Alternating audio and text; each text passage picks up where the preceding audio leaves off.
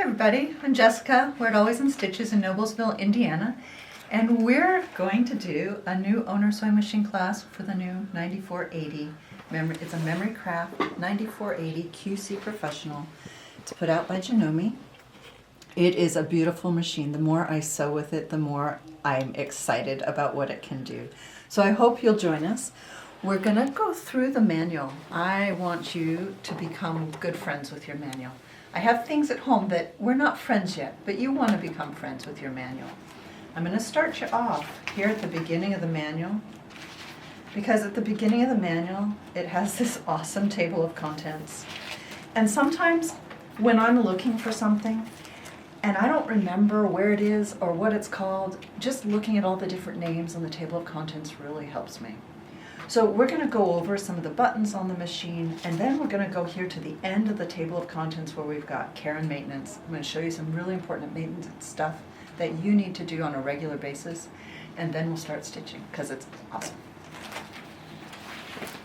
So first things first, most of you probably know your power cord goes in here, your on-off switch is above it. There are some other things. This hole here is a place to plug in your foot pedal. If you don't use the start-stop button, you can use the foot pedal, and that's where it plugs in. There's also a small cutting pedal, like to cut your threads, and it plugs in a different spot. That's right here. So there are two cords if you're using the foot pedal. There's another thing right here. This is your USB port. This is to raise and lower the feed dogs. There's a small knob here with ridges on it. That's a special dial for when you're using the walking foot or the AccuFeed foot. If things pucker, you can make adjustments to it. That's what that knob's for. This is the traditional hand wheel for the sewing machine. This is a computerized machine, so we try and encourage you to use it as little as possible. Every now and then you need to, but that's where it is. All right, we're going to go up and over the machine just so you know where things are. Here at the right side of the machine, this is your bobbin winder. There's a little cutting blade under here. When you're using your bobbin winder, you're going to push it over and that will engage it. We'll go over that as well. Up here on the top of the machine, this is just a reminder of all the beautiful stitches that this machine can do. There's a stylus. Using the stylus is good for the computer screen. This is the spool pin for your thread.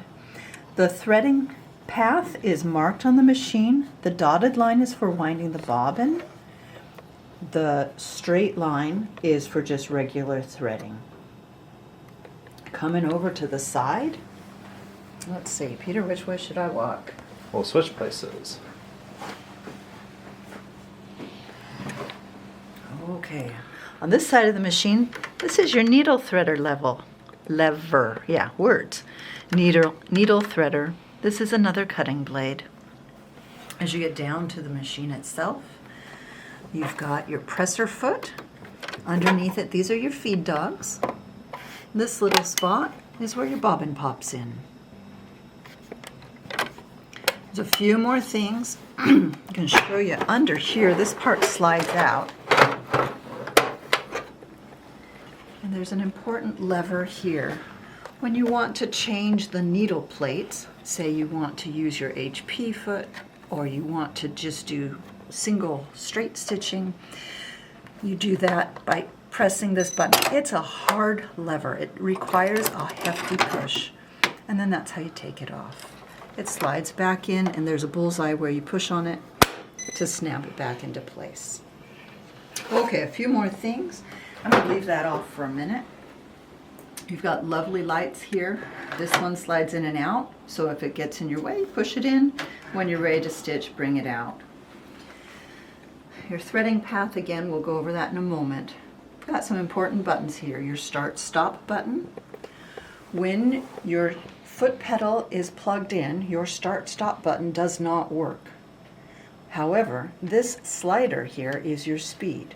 Your speed control works with both the start-stop and the foot pedal. Doesn't matter which one, and it's something that you can adjust while you're working.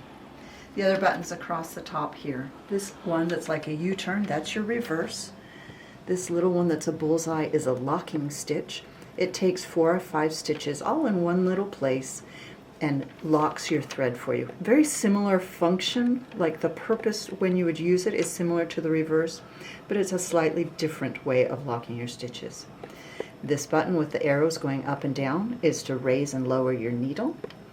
This one with the foot in between the arrows is to raise and lower your presser foot, and the all useful scissor cut off to the edge. I'm glad you asked me that. This screen over here is our control screen. This is our home screen. There's icons that are actually buttons down the side.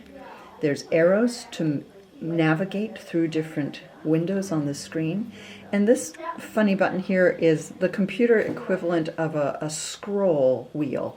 So you can use that to scroll and go from one screen to another. There are 2 buttons here, or knobs actually. One is your stitch width, and that's the little zigzag on top, and then your stitch length. And those you can just turn at any time. Last thing before we get to stitching, this piece here is your knee lift. It's used to lift the presser foot, and it can also be used in variable stitch zigzag. All right, we've gone over the bits and pieces of buttons on the machine, and now here comes the most important thing. Every so often you have to clean your machine. Thread, lint, stuff gets stuck in the machine, and if we don't clean it regularly, it won't work properly. How to clean your machine. If you look in your manual, page 148, there's a page on care and maintenance. We're going to go through some of this. It starts by locking out the machine. If you look at the screen, on the bottom right edge, there's a key. When you press the key, it locks out the machine. So now I'm not going to stitch my fingers. That's important. I don't want to hurt my fingers.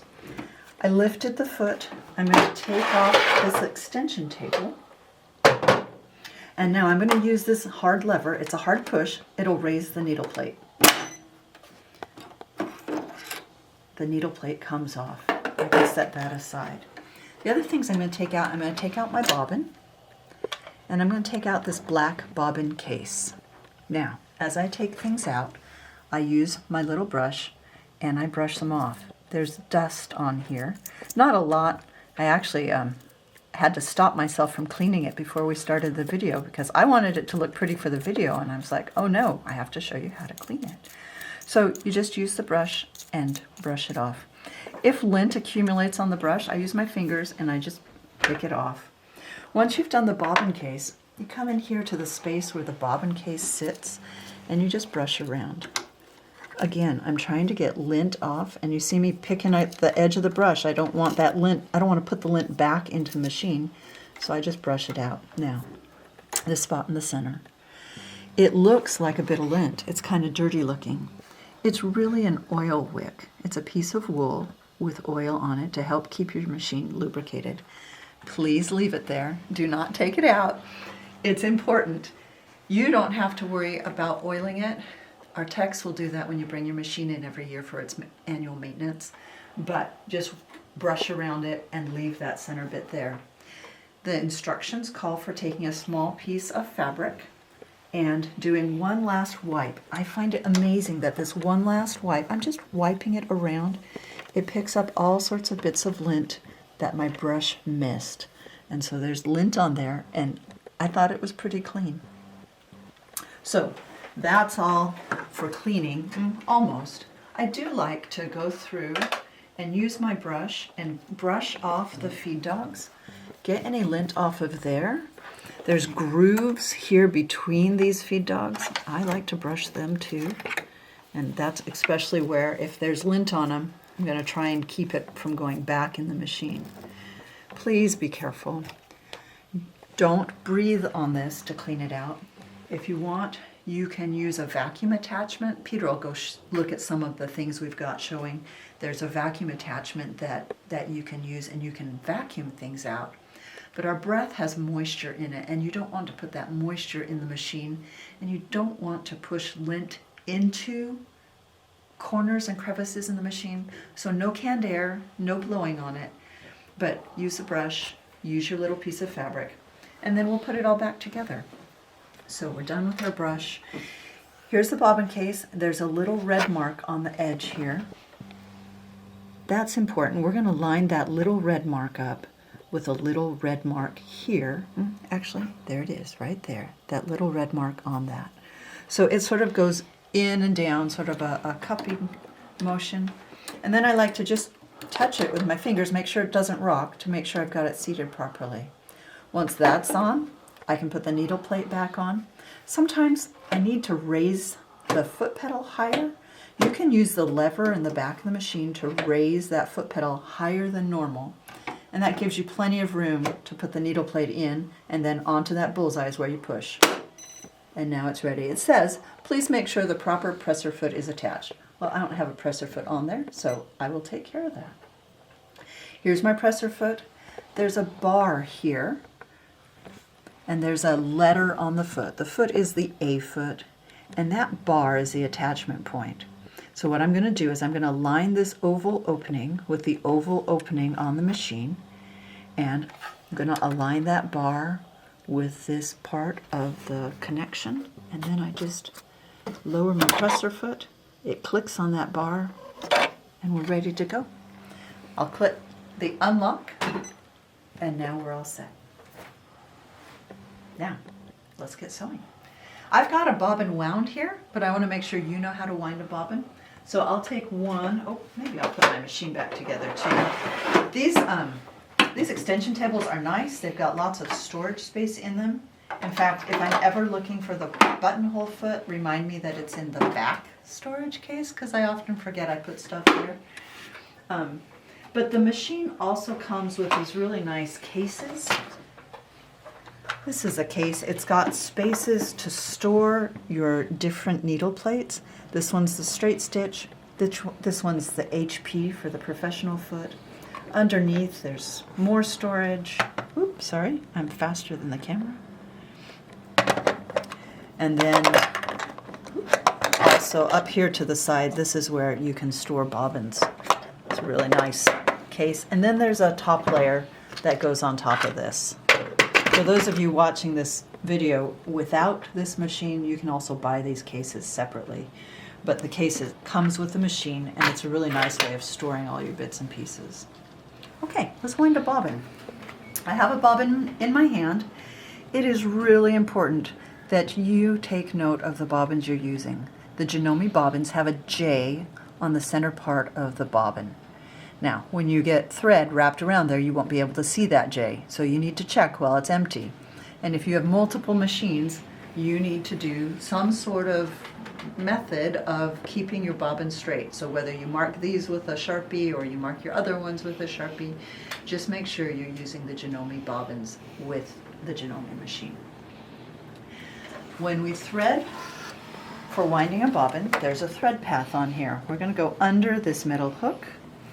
We're going to follow the dotted line back to here. There's a dotted line with a bobbin on there. We're going that way. So that's all we do. Now, the instruction manual does show you how to wrap this around the bobbin once the bobbin is here on the post. I'm old school enough that I'm going to do it a different way. There's a hole in the bobbin, and I like to put my thread through the hole. And I push it on here. And then what I'm going to do is I'm going to push this bobbin towards the edge of the machine, and it changes my screen. Down here on the screen it now says bobbin winding.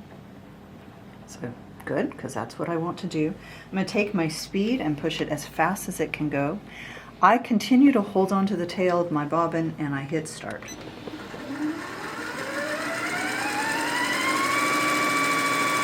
Once it's wound a bit, I go ahead and cut off my tail. The windings hold it on there, and then I can continue to wind. Now I'm going to stop because this is just a demo and you don't need to spend the time winding a whole bobbin with me. But that's how you wind a bobbin. Make sure it's a densely wound bobbin. Squishy bobbins are bad bobbins. So as I'm pushing on it with my thumbnail, it's nice and tight and even. If you have a bobbin that has wound improperly, set it aside. You can reuse that thread for hand sewing, or you can rewind it onto another bobbin. but don't use it in the machine. It'll give you headaches. Now that we're done winding the bobbin, let's go over the threading path for the machine. What's that gray thing on the tip of the spool? This is a spool holder. This is the one they call special. It's small. The machine comes with 2 other sizes, and depending on the thread you're using and the way it's wound, you'll use different caps there. I have a collection of old polyester cotton thread from my grandmother, and some of those threads need different end caps so that the thread goes off smoothly and doesn't get caught in the little thread catch on them. But these little tiny special ones work really nicely with the tube for the Aurifil thread that I'm using today. It fits nicely in there. But these other 2 are the ones that you can use, again, depending on the spool that your thread comes on. All right, so here we go. We're gonna thread the machine. Again, this is in the manual. You go under the silver, around, following path 2. We go down this side. Wait for me. Follow the curve back up. And then there's a little silver hook in here. It's actually open, so all you have to do is get the thread around it and then come back. And we're going back down. This is where we have 2 hooks we need to use, a big one up top and a little tiny one in the back. So it's pretty easy to get into that big one. To get into this little tiny one, I often hold the thread like a piece of dental floss and reach one hand behind, get it in the hook, and you see it has to move all the way over to the left.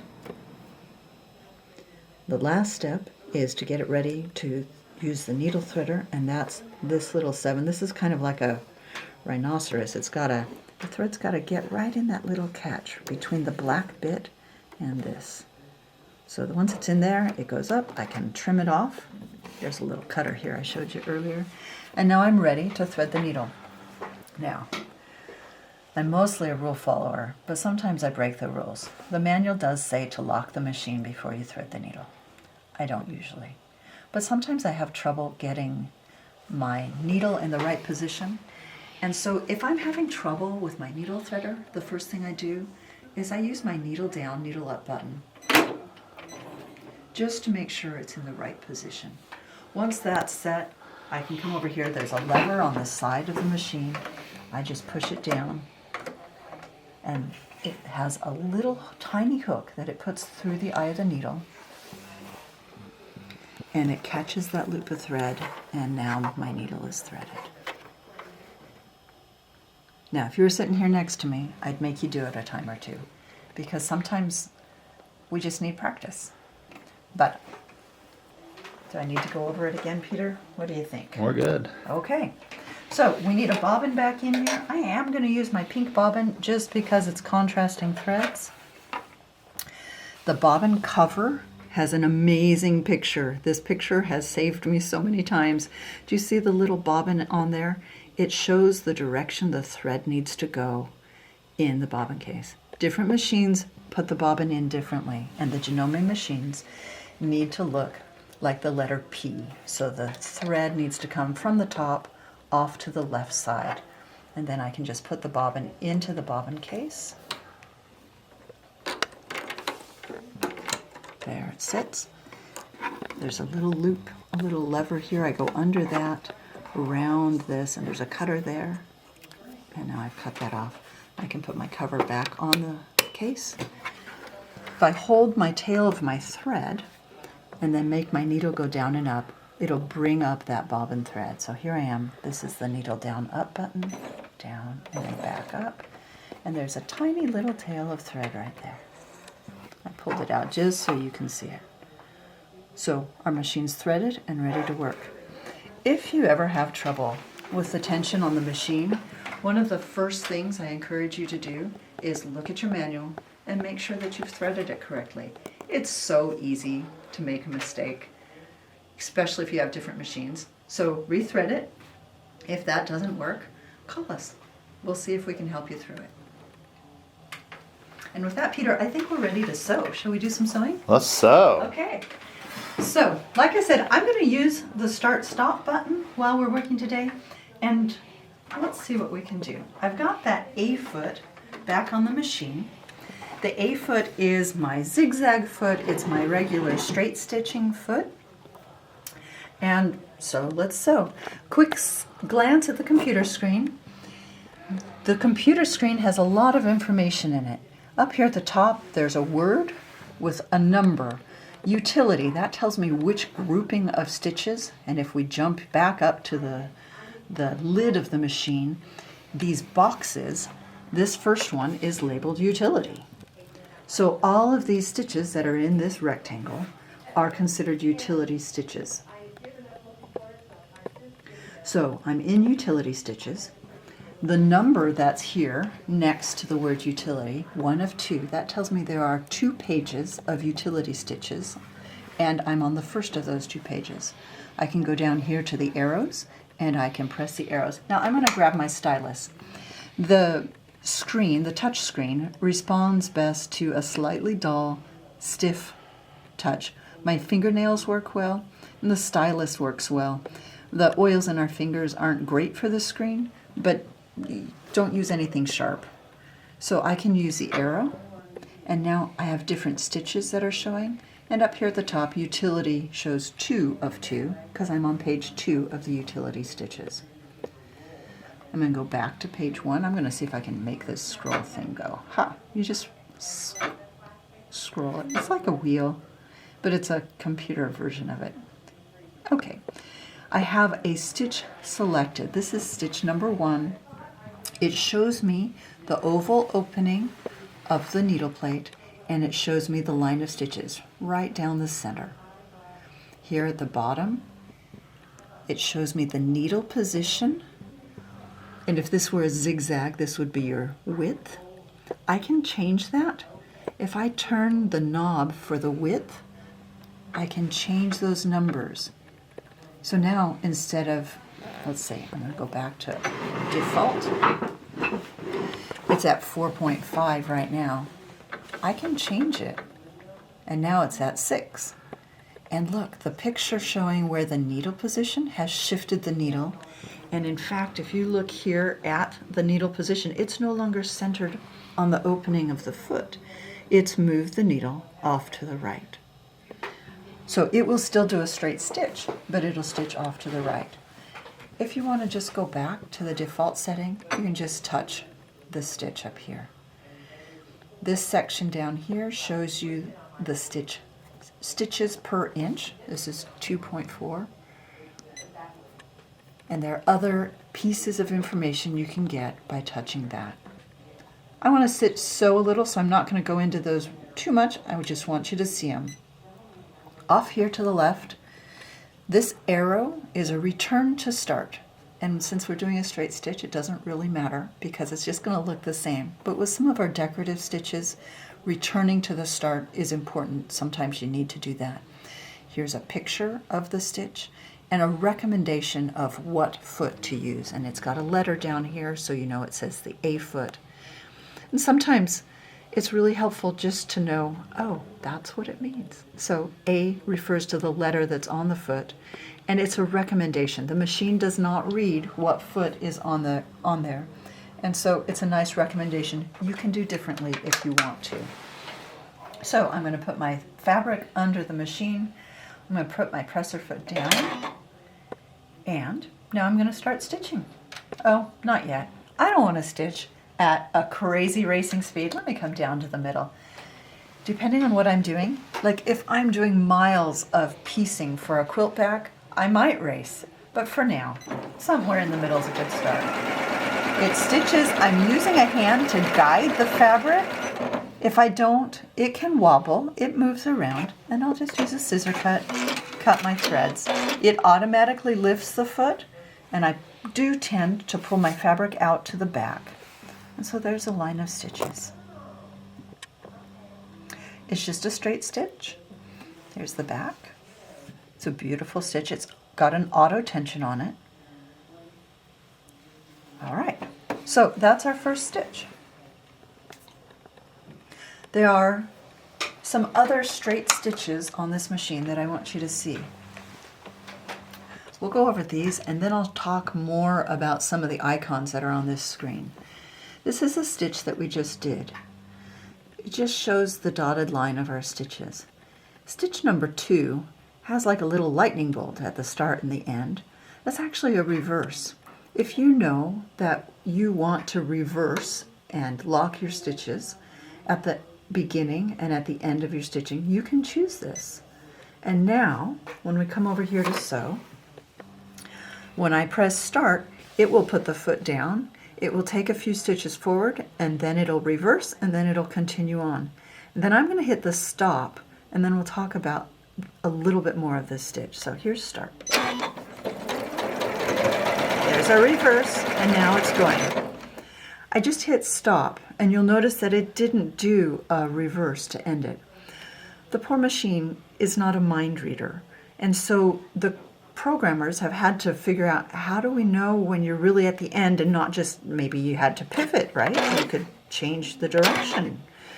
So the way to tell the machine that you're really done and you want it to do the reverse, I'm going to turn this back so it stays straight, is to actually hit the reverse button, hit and release, and that will tell the machine in this mode that you're ready to be done. So I'm going to stitch some more, and then I'll tell it I'm ready to be done, and I'll hit that reverse. There's my reverse, and it stops. So when you're using the reverse, you can stop or pause it by pressing the stop button. But when you're ready to do that final reverse, hit the reverse. Just touch the button, release it, and that will get the reverse on there for you. All right, I'm going to do a scissor cut.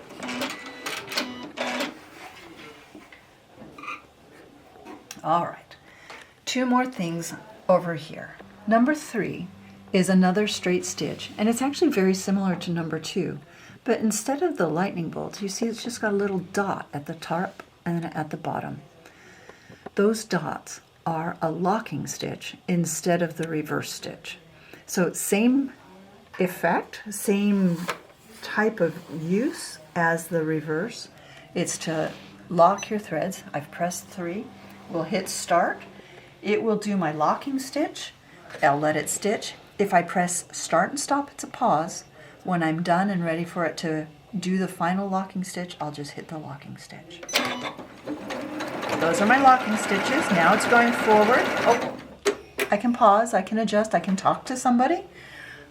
And now I'm going to sew some more. And then I'm going to tell it I'm done and hit that locking stitch. And those are my locking stitches again. And that keeps your threads from unraveling. All right, 1 more straight stitch and then we'll go on to some other things. Number 4. Numbers 1, 2, and 3 all show the line of stitching down the middle of the oval there. Number 4 shows that line of stitching off to the left of the oval. That is intentional. It is actually going to shift the needle. So Peter, if you want to look at the foot, you'll see the needle shift when I come over here and hit 4. Do you see it go? Here's 1 in the center, and here's 4 off to the left side.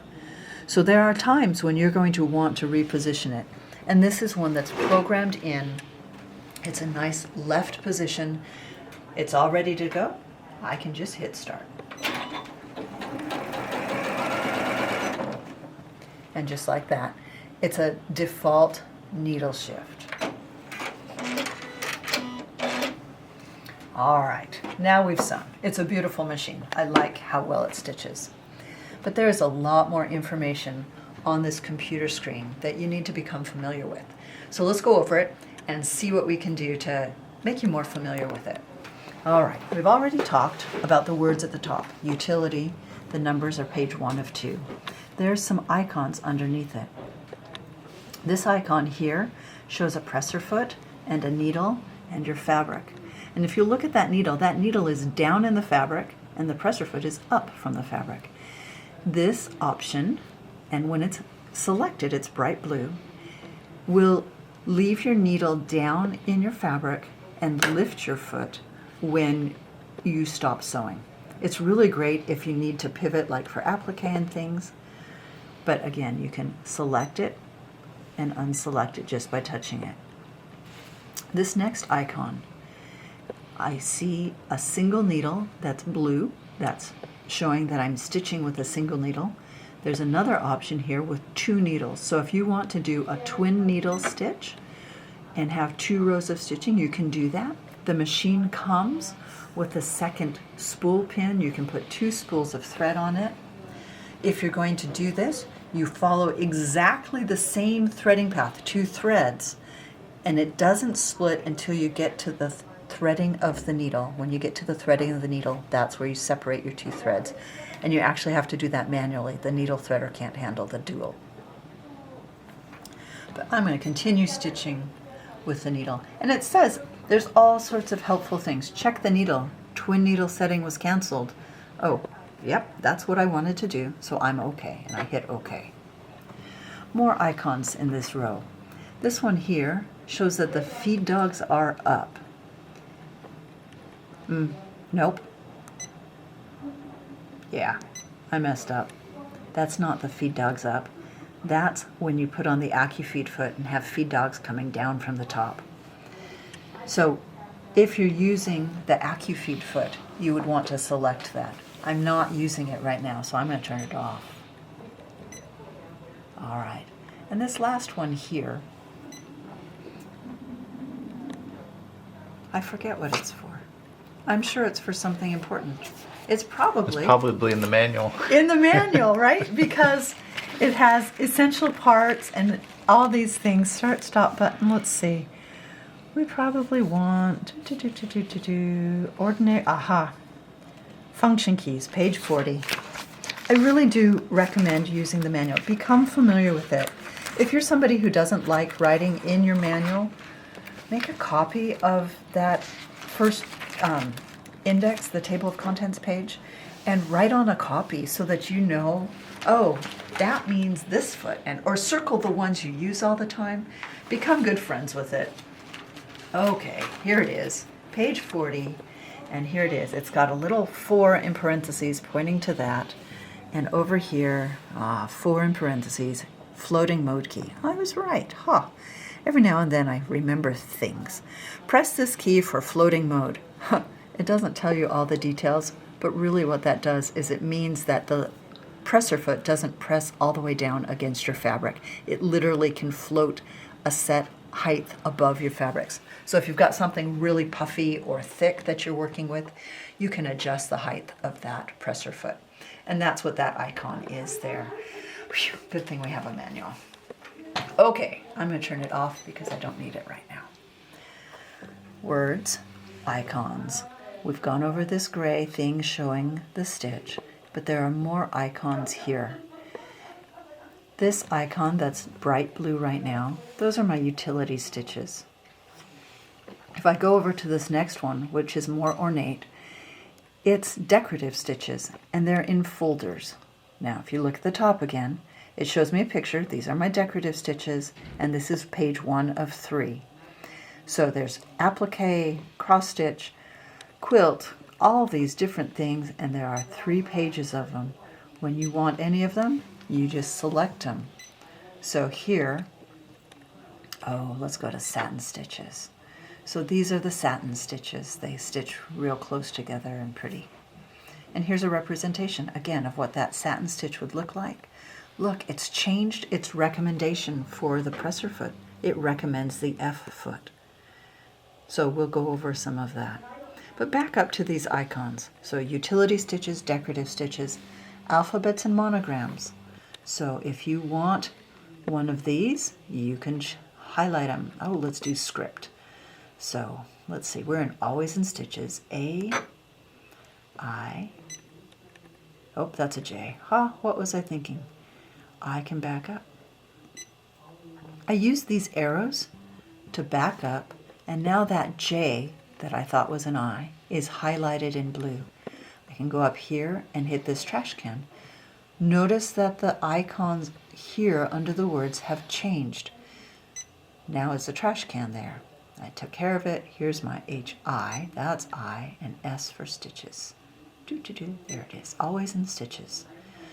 So now this is what we'll stitch when I hit the start button. The next one over is tapered stitches. Pattern combination currently being created will be deleted. That's okay, I didn't need to save that. Tapered stitches, you can actually taper, like make it skinny, make it fat for your stitches. Not every stitch will do it, but there's a collection of stitches that you can do that with. And the last icon over here, we call it the t-shirt. It's actually sewing applications. There is a lot in this area. It's titled Sewing. This is page 1 of 4. There's 1, 2, 3, 4, 5, 6 different folders of information on this one page. Down here at the bottom, this needle with its thread coming out, that's the sewing icon. The one to its right with all the pretty flowers, this is the quilting icon. And so now if we go back to the top, it says quilt 1 of 2, and there's 6 different folders on this page, and only 4 folders on this page. There's one more icon here, and these are special options, and there's 2 pages of special options as well. Let's say I want to seam a woven fabric. It has some recommendations for me. I'm seaming woven. This is page 1 of 2. Here are some icons that we've actually looked at. This one's to raise your foot for pivoting. This one's if you're using the walking foot, and this is if you want to float. You can sew on medium fabrics. That's what most of my quilted cottons are. You can sew on light fabrics. You can sew heavy things, or you can sew with locks, like stitch 3, or next page, you can sew a different locking stitch. Oh, this one's the reverse and the other is the locking stitch. There we go. All sorts of different things. All you have to do is press the t-shirt, select seaming woven, and then select which fabric you're doing. Again, return to start, an example of the stitching, a recommendation of the foot, your needle position or your stitch width, and your stitch length. So from here, I'm ready to sew again. Let's see, if I do it this way, we'll have something fun going on. So all I do is I hit start.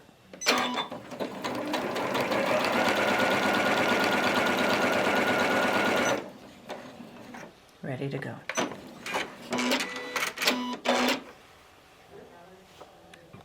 It looks the same as from the other screen that we accessed it, but some of these sewing application and the quilting applications have special details that you really want to use from these screens. Yeah, there we go. Okay, so that's the start with all of those things. There's more on this computer screen. Oh my goodness, there's so much more. If you get lost, the thing to do is you hit the home up here. It takes you to the home screen. This is the screen where we did those first straight stitchings from. It's nice to know where you're at. I'm home. This is my home screen. The next icon down on the side looks like a card. It's actually an index card of all the stitches this machine can do. 17 pages of stitches, and you can select any of them here and stitch them. So let's go to something fun. Oh, we're going to skip a buttonhole for a minute. We passed through some cross stitch, some heirloom stitches. They've all got their identifiers so that if you want to look up at the top of the machine, you can see. So right now I'm in heirloom and quilt, and oh, here's a quilt, there's heirloom. So they're labeled lots of different ways that you can look at what you're stitching so that you can choose. Some of us like one way, some like another, and so this just has options for you. It does go round and around. So here I was just going to stitch a fun one. Let's go to these loopies. Just why not, right? So one of the things I haven't shown you yet is that you can adjust the speed while you're stitching. So I'm going to hit start and then we'll adjust the speed. Sometimes it gets like too fast. I can slow it down even while it's going. And there we go. Now it's okay. Oh, but now I know what it's doing, so I don't need to watch it so much. I can speed it up. And it's moving the fabric back and forth, so I'm just guiding it, not real holding very hard. I'll go ahead and stop, cut my threads. There you go, a nice little fun stitch. All right, we got there by using not the house, but this stitching card. So the stitching card has lots of stitch options on it, and you can just, like a wheel, it goes round and around. I'm gonna, let's say I want to go this way, back to the beginning, 2, 1, and you see now I've just rolled around to 17. So it always brings up stitch 1, unless you've stitched something from there. Excuse me. But you can just rotate around. I have to stop. All right, we are working our way down the icons on the side of the machine. And in case you get lost trying to figure out what they are, here on the table of contents, in the Getting Ready to Sew, it shows touch panel keys and jog dials. That's what these are referred to as in the book.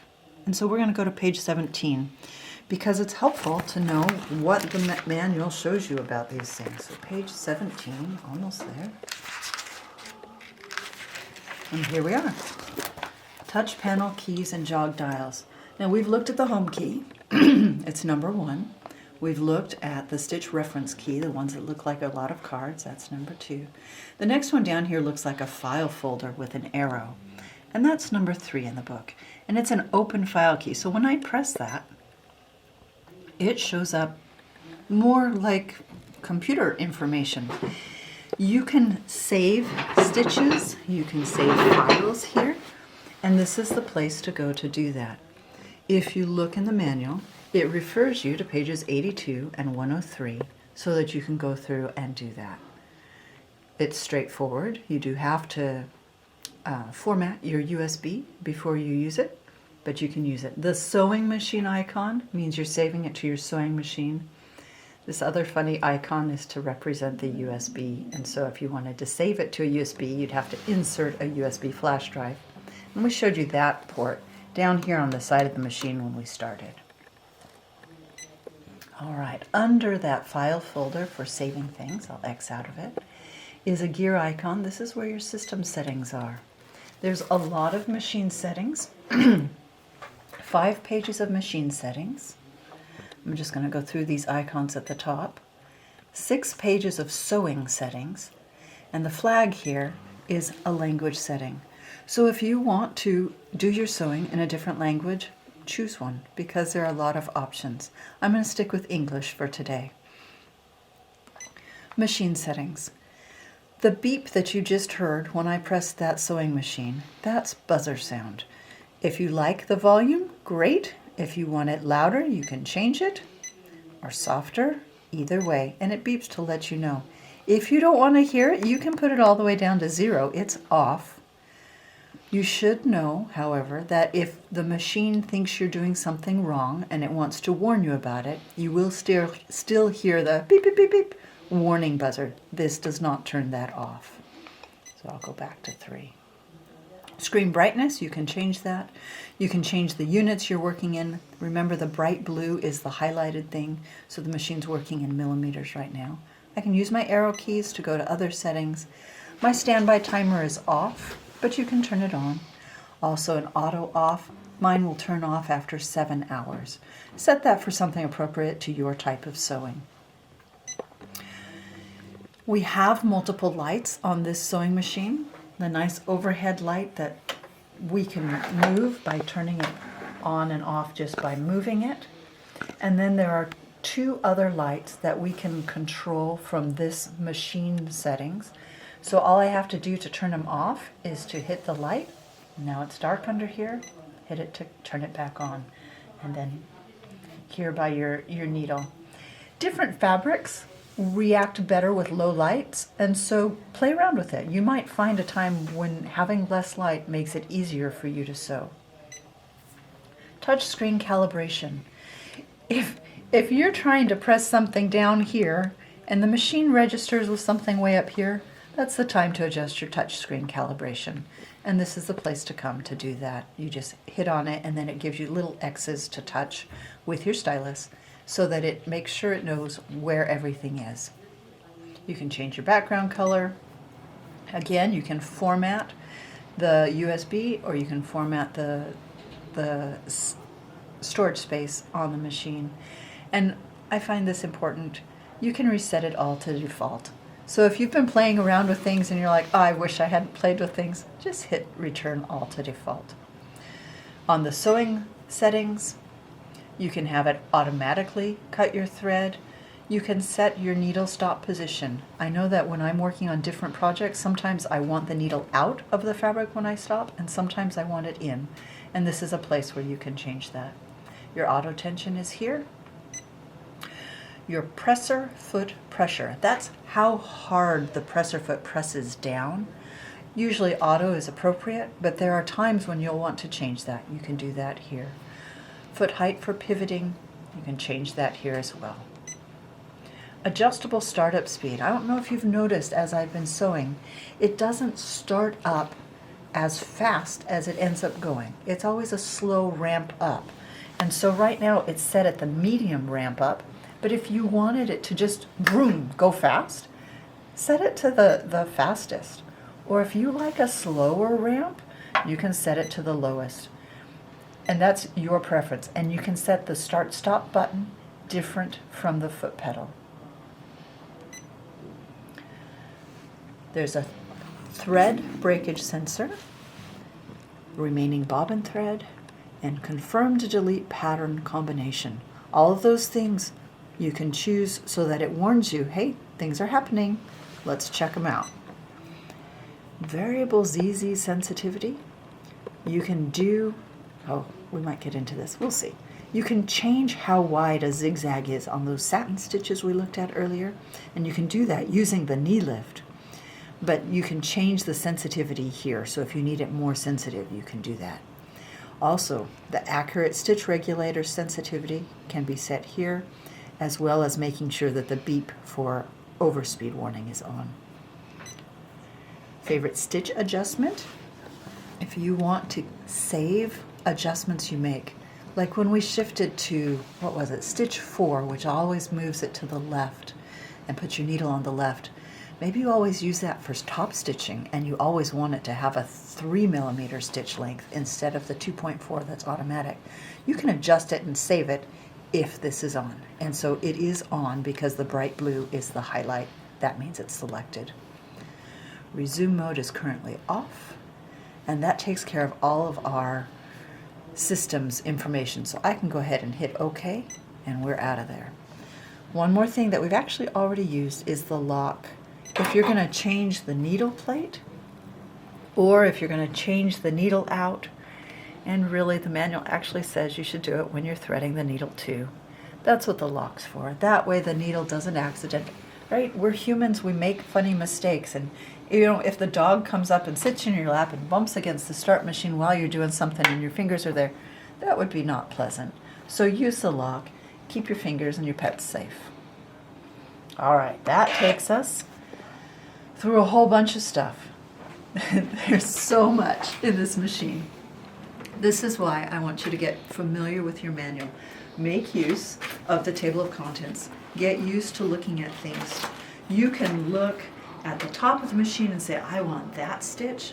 You can look at the cards and say, I want that stitch. You can use the t-shirt and the sewing applications and go in there and choose a specific thing. We're going to go and do a little more sewing so that I can show you a few more feet and how this machine works with some of the feet that come with it. And then we'll go in and do a few sewing applications. It turns out that a lot of the icons that you need to make the machine really work for you are found in that sewing application t-shirt icon. So we'll go there.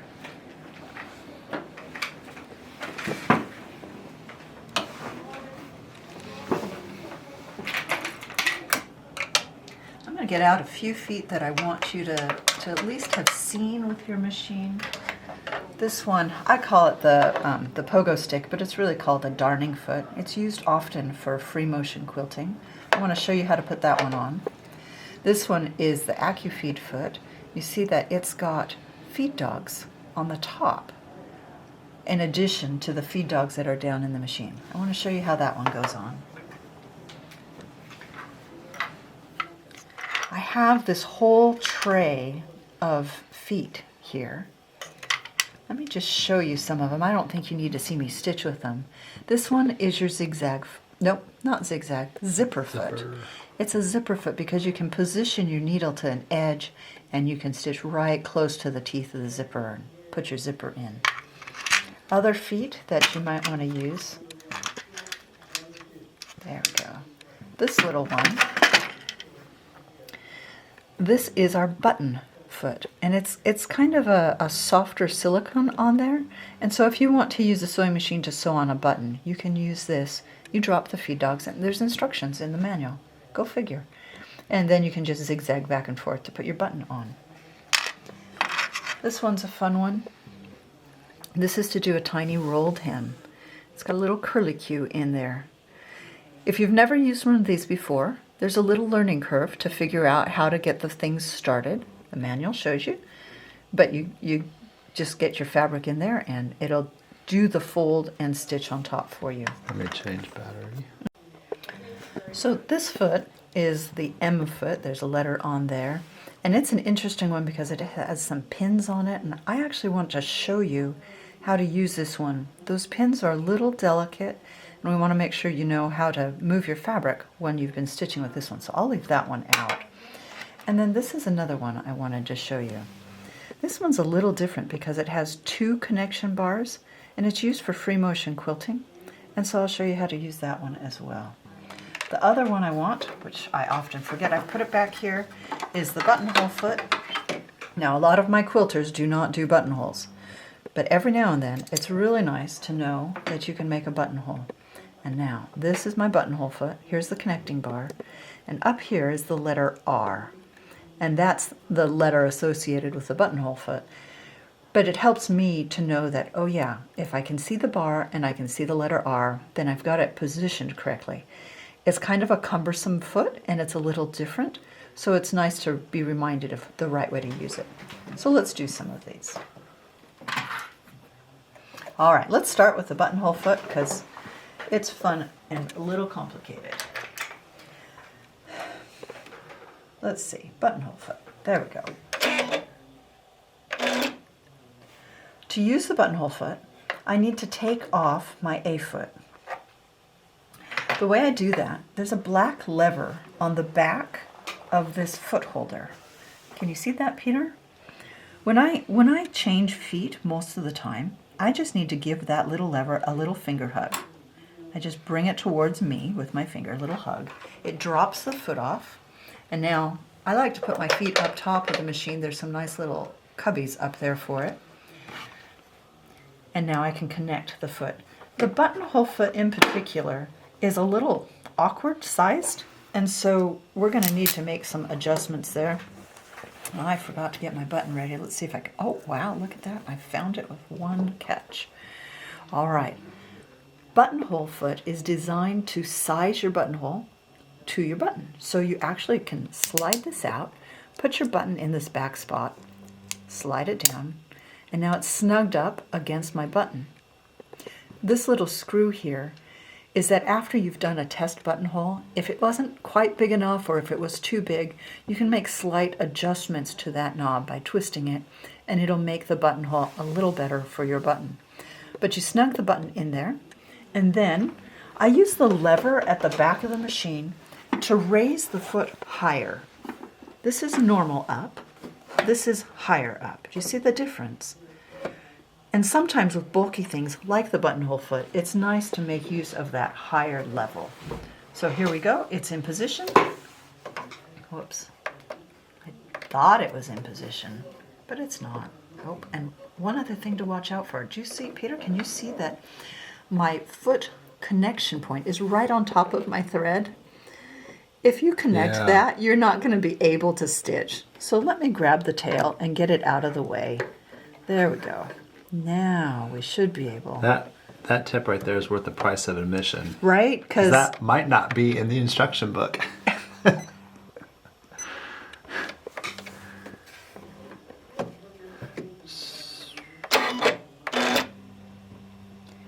sometimes I it's can see it from here that you is it just off a little? Yeah, there you go. Right? So Yeah.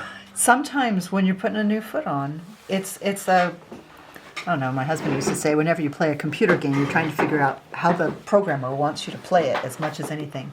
You've got to figure out how the machine needs you to position it. I often use the oval in the middle there as a guideline. Now my foot's on, my button's in the back. There's one more step for doing a buttonhole. And that's something I even forgot to show you earlier.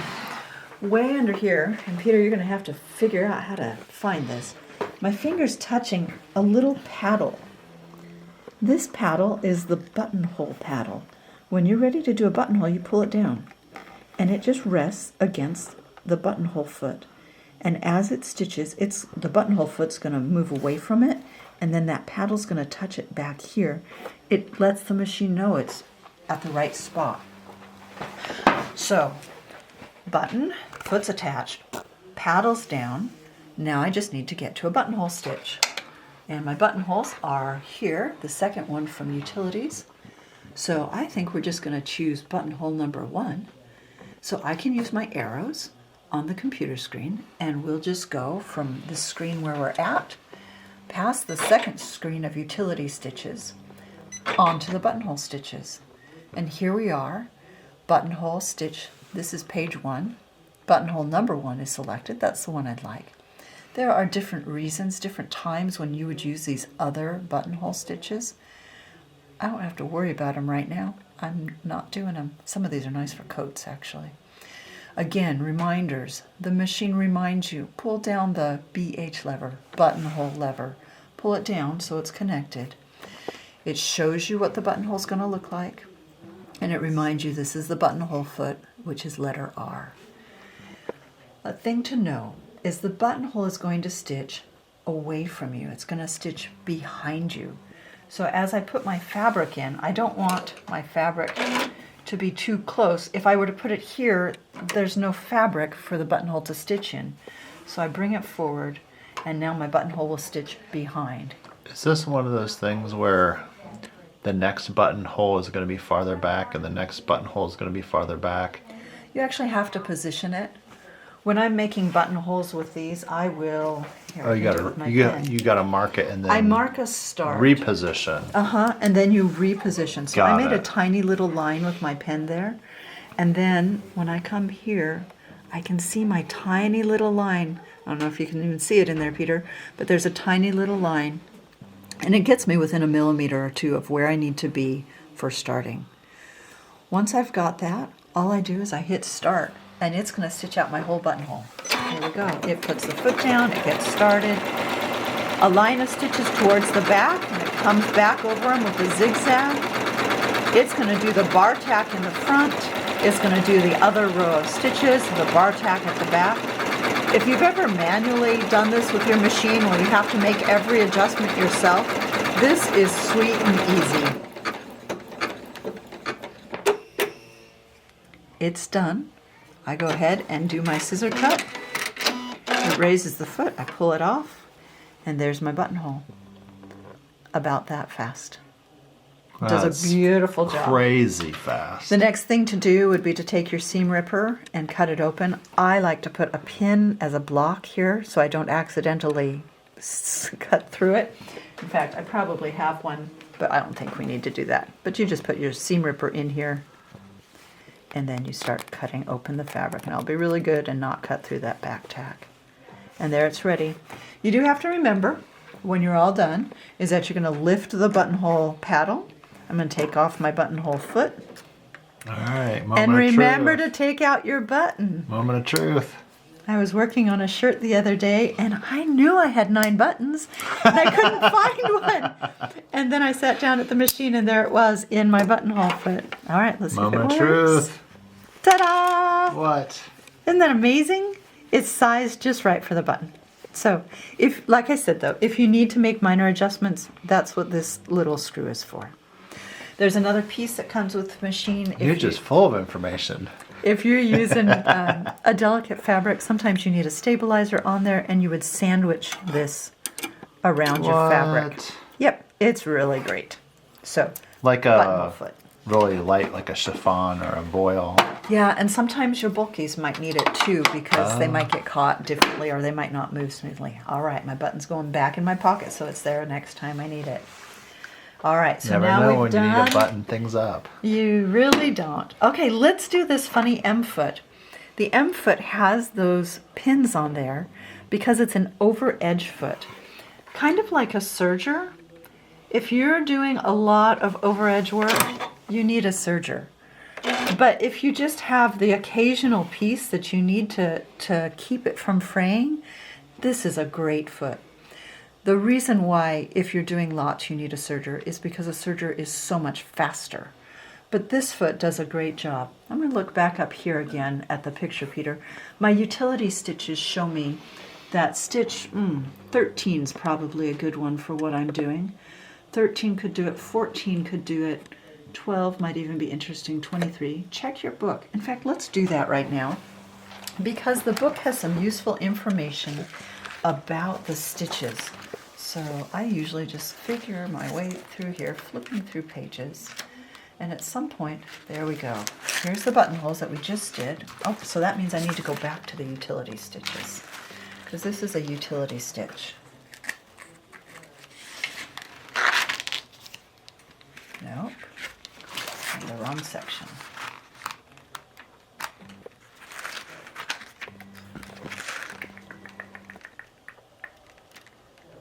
Don't want that, don't want that.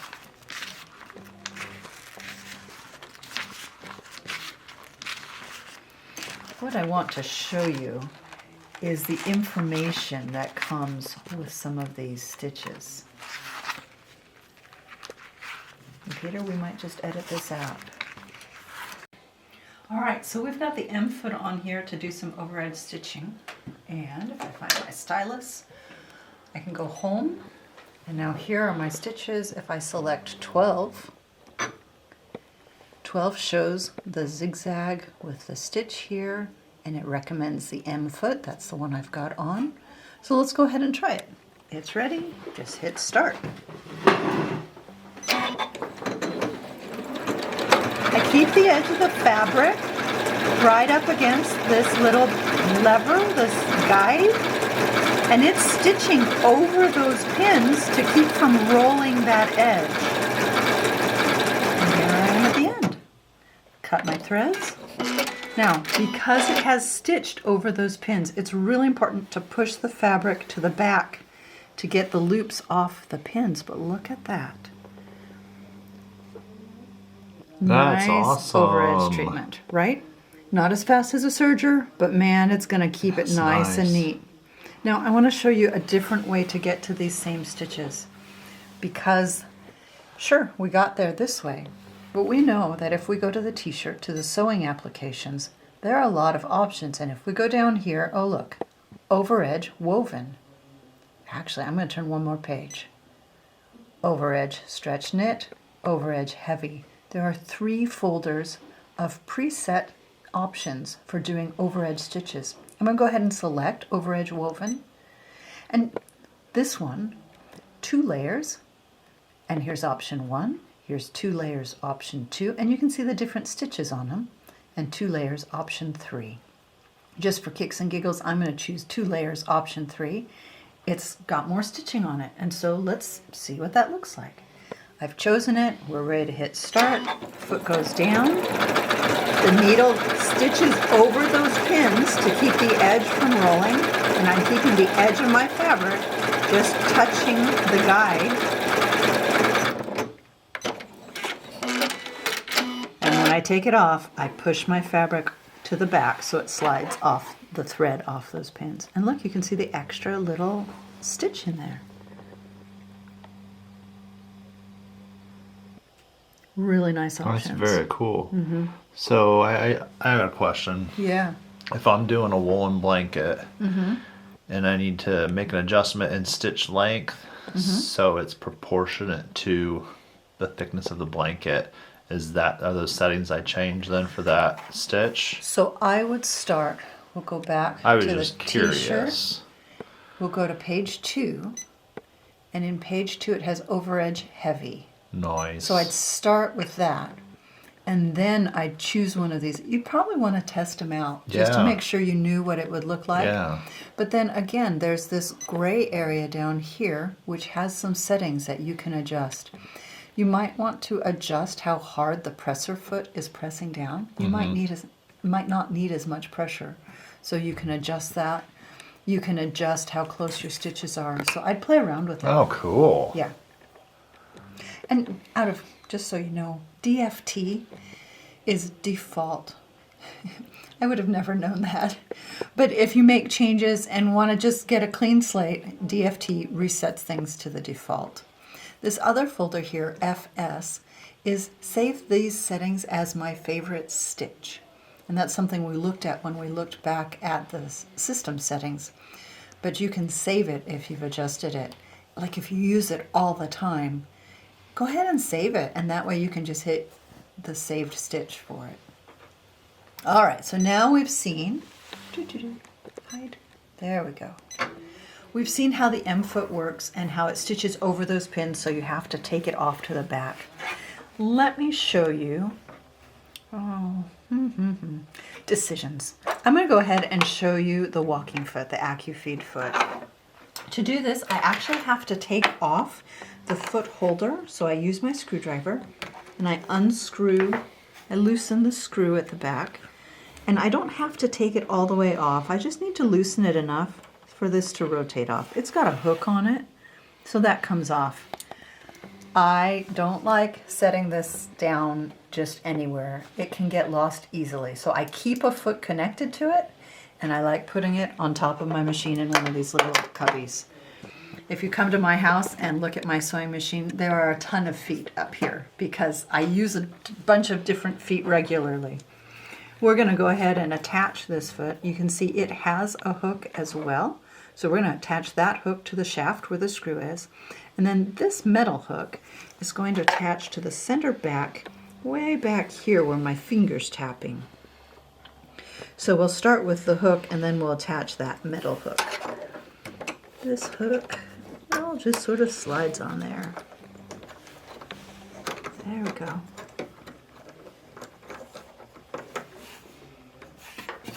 Of course, it's harder to do when you're trying to position your fingers for the camera. We'll just see what we've got there. So the hook is now connected in the very back, this one back here. And you can see here it's sloppy because I haven't tightened the screw yet. So I'll come around and just use my hands and finger tighten that screw. Once it's finger tight, I get my screwdriver and I'm just going to give it a little squeak of a tightening. Don't crank down on it, but you do need it at least that extra bit tight, and that's ready. The other thing you need to do is you need to tell the machine that you're using the upper feed dogs or a walking foot, and so we have to select this icon over here so it's ready. And it says make sure the proper foot is attached. And now that's highlighted, so we know it's going to engage those upper feed dogs. And if you look down here at its recommended foot, it's got the AD foot, which is the walking foot here, and the letters A and D are on the side of it. So now as I stitch, I'm going to have feed dogs pulling my fabric from underneath, and I'm going to have feed dogs pulling my fabric from the top. It's not going to make a big difference on my simple two-layer sandwich here, but if you were matching plaids, it keeps plaids aligned. If you're working with a quilt sandwich, it can keep the quilt sandwich together. So here we go. Let's see, we've chosen a stitch. We're ready to stitch. And you can see those little feed dogs here. Let me slow it way down. You see the feed dogs on top going up and down? The ones underneath are moving as well, but this is the feature that helps keep your fabrics together by using a walking foot. It makes sure both layers or all layers are moving at the same rate. All right, so now that we're done with that foot, I'm going to turn off the icon, and it says please make sure proper foot holder is attached. Right. So now I'm going to take this foot off. And again, it's a straightforward process. Loosen the screw. And I don't actually use the screwdriver for the whole of it. Once I've got it loose enough, I can push it out to the back and take that hook out from the back spot. And that's the walking foot. All right. I need to put my foot holder back on because I want to show you some different walking feet. Maybe not. We'll do it differently. I get so confused on these things. We'll do it this way. Yeah, changed my mind again. We'll go this way. All right, this foot. This is the one that I call the hopper or the pogo stick because it's got springs in it. It's technically called a darning foot. And this one is the open darning foot. The machine comes also with the closed darning foot. It is a visibility thing.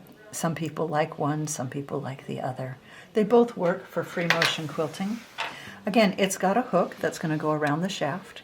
And then it's got this little stick of metal that's poking out. It's going to go on top of this place.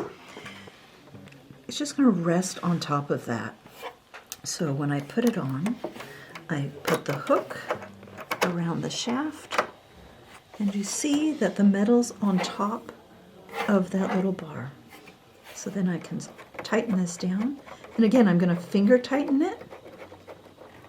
And then I'm going to get my screwdriver and I'm going to make sure that it's nice and snug.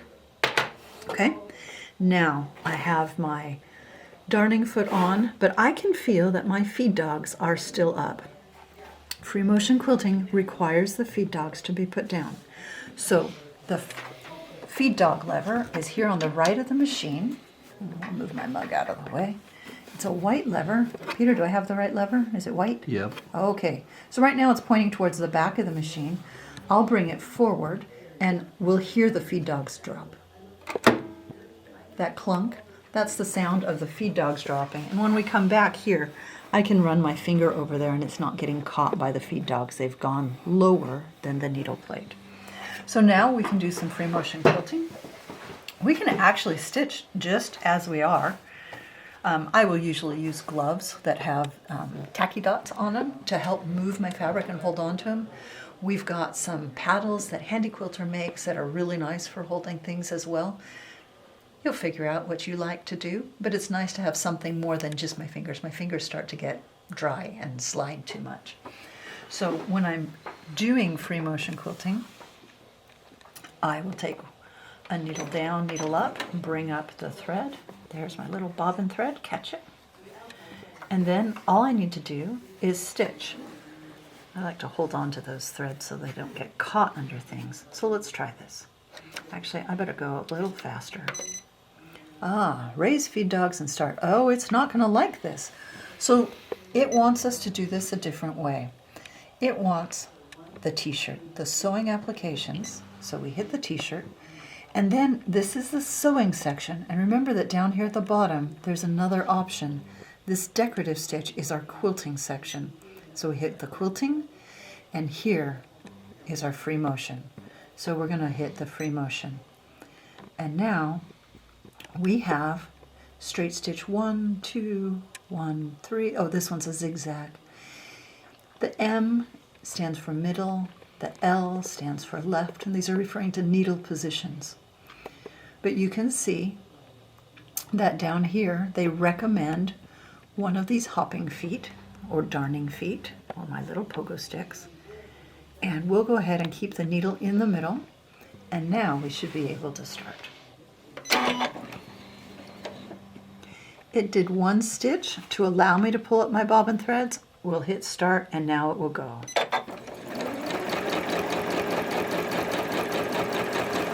Wow, I am so used to my gloves. This is actually hard to make it move.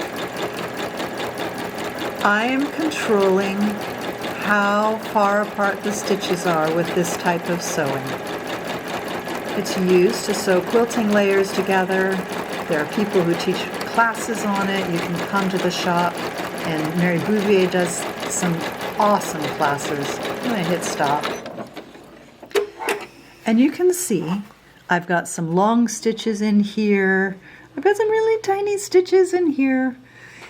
As you practice using the free motion, you can get better at controlling those stitches.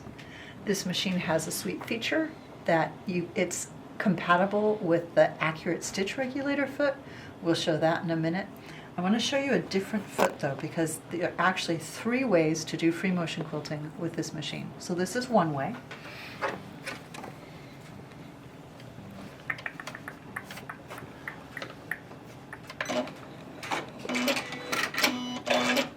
I just cut my threads. Usually when I'm doing free motion quilting, I'll leave longer tails. Okay, so this was foot 1. Foot number 2 is this tiny little one that I showed you. And you can use this with the ankle that we had on the machine. So once again, I'm going to take this foot off. And again, if you will learn ways that you like doing this. So maybe you'll like the darning foot, maybe you won't. And maybe you'll like this other way. Again, I finger tighten it, and then I put the screwdriver in and just snug it up a little more. I just gave that black lever a finger hug so that I can put this other foot on. This foot has 2 bars to connect it to the foot. So one goes at the front and one goes at the back. It's sort of, yeah, back first. We're going to hang it off the back and click it onto the front. Hang it off the back, click it onto the front, and there it is. Now there's that foot on there. So with this foot, let me see where we need to go. Coming back to the computer screen. This one will work. Straight stitch 4. It shows the QV foot, and the one it's showing is this one. I'm going to go ahead and use this other one, except I don't want it to be off to the left. Let's find where we can find it on the center. That's what I want. Straight stitch 3 with the M, and you look down here and you'll see these are my little tiny feet that I've got on here. So again, the machine isn't sensing it, it's just showing you the recommended foot and what it's set up for. And now it's the same thing as before. I'm going to move my fabric with my hands. So let's see if it'll do that one stitch to pull up. Yeah. I can pull my tail, pull up, and it pulls up my bobbin thread. I like to hold on to them. I'll hit start, and then I have to move the fabric to control the stitch length. Oh, those are huge, big stitches. That means I need to slow down, but here we go. There's a little more control. And again, it's just slightly different. Different option, different visual. I have more room to see what I'm doing. There are 3 feet in the series. This one with the sort of echo lines, the one that's closed toe that's on the machine. Oh, I think there might be 4. This one's an open toe, and this 4th one is a wide toe, so if you really want to see. Just gives you different options. Now, like I said, these are not the only options for free motion quilting. This machine is compatible with the ASR stitch regulator foot that Janome just came out with. This is the foot. It comes in its own box. There's the foot itself and 4 different feet that go onto it. So let's pull this out. So when it's on the machine, oh look, here's the hook. It attaches to the same shaft that the pogo stick did, and then it plugs in at the back of the machine. There's a black lever here.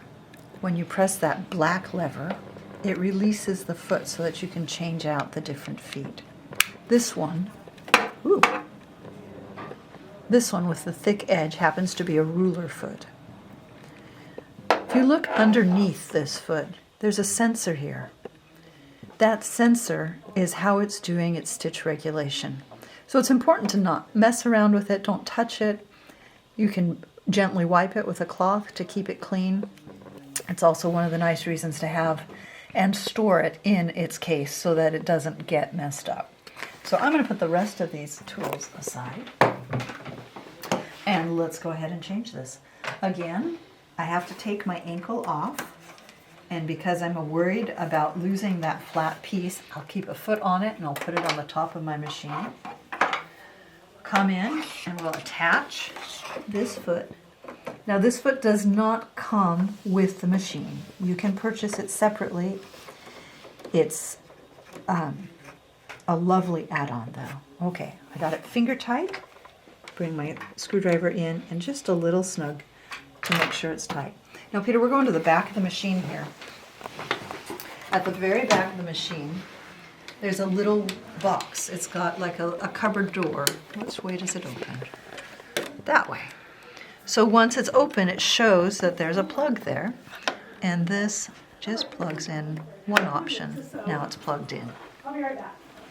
So you have to both attach the foot to the shaft and plug it in to make it work. And you have to turn it on.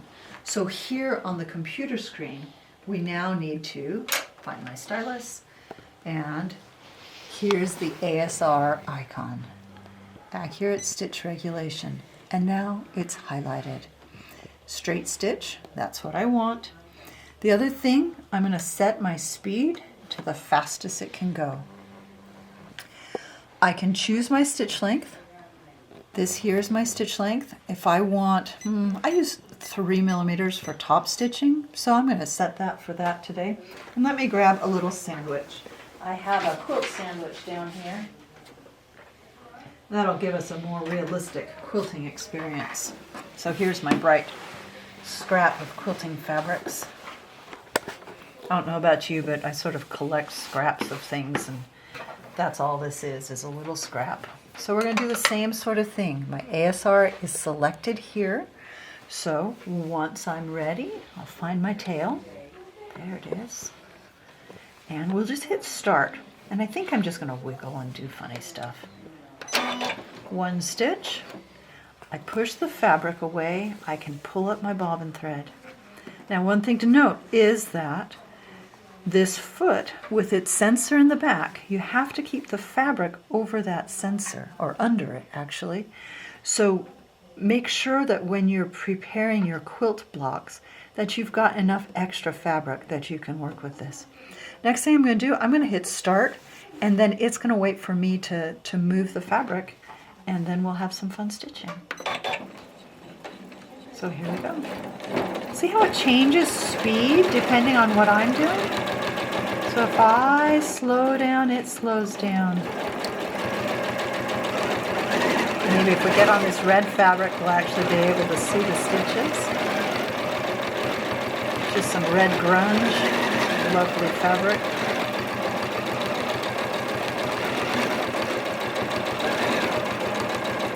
And that's kind of as close as I can come to the edges. If I go any further out, I'll not be beneath that sensor and it won't know what to do.